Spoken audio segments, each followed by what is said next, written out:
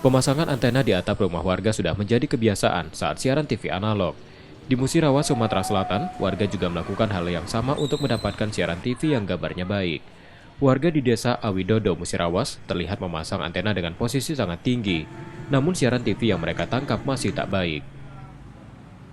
Ya, agak kesulitan, harus mencari siaran-siaran TV, tapi cuma hasilnya nggak begitu maksimal. Sementara yang kita dapatkan berapa siaran TV itu Pak dari UHF itu Pak? Untuk UHF di daerah Musirawas hanya satu. Satu. Dari layanan TV digital sendiri?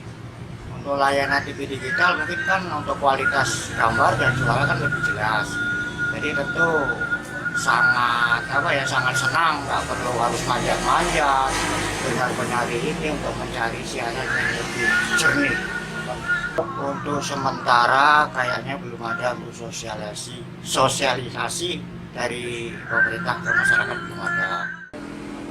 Adanya migrasi televisi ke digital, warga merespon positif karena tak akan sulit mendapatkan siaran TV yang baik dan berkualitas. Sukma Aldino, Kompas TV, Musirawas, Sumatera Selatan.